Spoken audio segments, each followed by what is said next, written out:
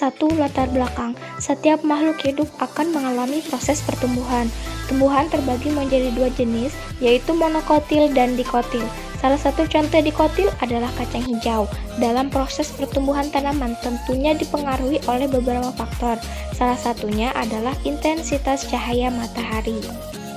Banyak orang mengatakan bahwa tanaman yang diletakkan di tempat terang, maka tanaman itu akan tumbuh dengan subur. Ada pula yang mengatakan bahwa tanaman yang diletakkan di tempat gelap, maka tanaman itu tidak subur.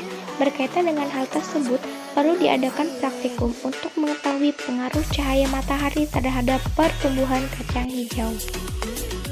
2. Rumusan masalah. Berdasarkan latar belakang tersebut, rumusan masalah dalam laporan ini adalah bagaimana pengaruh cahaya matahari terhadap pertumbuhan kacang hijau. 3. Tujuan praktikum.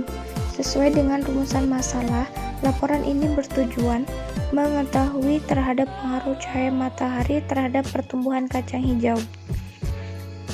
Landasan teori. 1. Pertumbuhan dan perkembangan pada tumbuhan.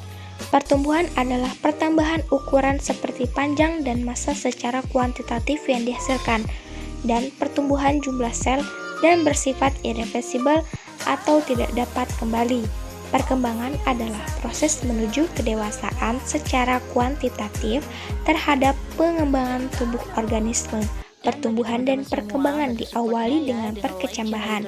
Perkecambahan dibagi menjadi dua, yaitu epigel dan hipogel.